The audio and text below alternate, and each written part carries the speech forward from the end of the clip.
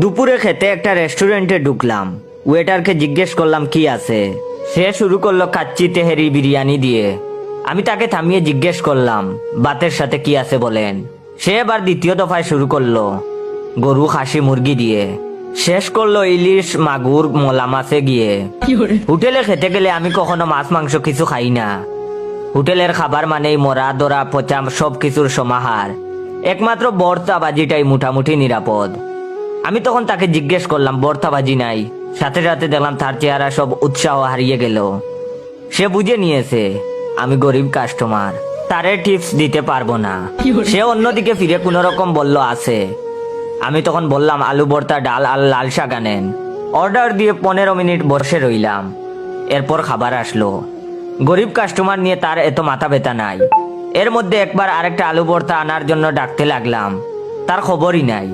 মনে হয় কাছে গিয়ে রিকোয়েস্ট করতে হবে, এরপর মর্জি হলে আনবে। আমার খাওয়া শেষ হয়ে গেল।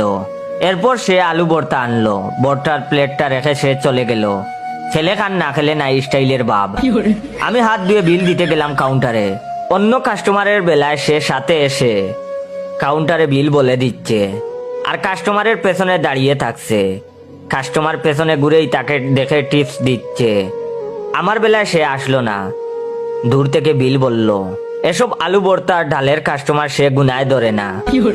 আমি তখন তাকে ডাকলাম, হাতে 100 টাকা দিয়ে বললাম আলু ভর্তা ডাল খেলাম বলে পাত্তা দিলেন না। সে লজ্জায় নিয়ে একটা হাসি দিয়ে না না না স্যার বলে পারলে মাথা নুয়ে মাটিতে ঢুকিয়ে দিবে অবস্থা। এরপর আমি তাকে বললাম 10 টাকা রেখে 90 টাকা দেন। তার মুখের মানচিত্র আবার বদলে গেল। তখন আমি মনে মনে বললাম আমারে তুই আলু ভর্তা দিতে গিয়ে ঘুরাইলি, আমি তোর ইমোশন নিয়ে খেললাম। হিসাব কাটাকাটি। দুপুরে খেতে একটা সুন্দর কতই না সুন্দর ছিল আমাদের শৈশব। বুর হলেই ঘুম থেকে উঠেই হাতে বিস্কিট নিয়ে মসজিদের মক্তবে পড়তে যেতাম।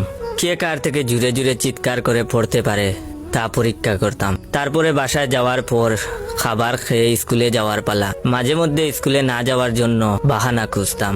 আম্মুর হাতের মার খেয়ে পরে স্কুলে যেতেই হতো। আম্মু স্কুলে যাওয়ার সময় 5 টাকা দিত। এই টাকা দিয়ে অনেক কিছু কিনে খাইতাম। এখন 5 টাকা দিয়ে একটা সিগারেটও পাওয়া যায় না। স্কুলে যাওয়ার পর চিল্লা চিল্লি মারামারি করা। স্যার যখন বলতেন অফিস থেকে বেতটা নিয়ে আসতে, তখন এক দৌড়ে অফিসে যাওয়া। পরে এই বেতের বাড়ি সর্বপ্রথম আমার উপরেই পড়তো। টিফিনের টাইমে স্কুলের মাঠে ফুটবল ক্রিকেট খেলতাম। তারপরে আবার ক্লাস শুরু। 4টার সময় স্কুল ছুটি হতো।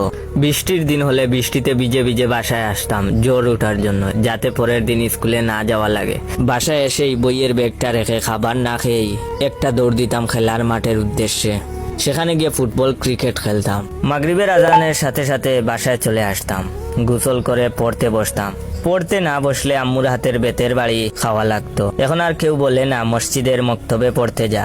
কেউ জোর করে এখন স্কুলে পাঠায় না। এখন আর সেই কাদামাখা মাঠে ফুটবল ক্রিকেট খেলতে যাওয়ার জন্য বলে না। সেই কাদামাখা মাঠের অনেক বন্ধুগুলাই জীবিকার তাগিদে দেশের বাইরে চলে গেছে। সন্ধ্যা হলে পড়তে না বসলে এখন আর মাও মারেন না। এখন আর 5 টাকার জন্য মায়ের কাছে কান্না করি না।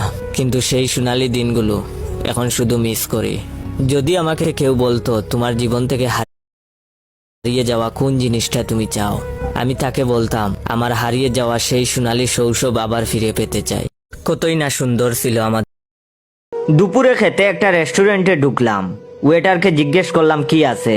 সে শুরু করলো কাচ্চি তেহেরি বিরিয়ানি দিয়ে। আমি তাকে থামিয়ে জিজ্ঞেস করলাম ভাতের সাথে কি আছে বলেন।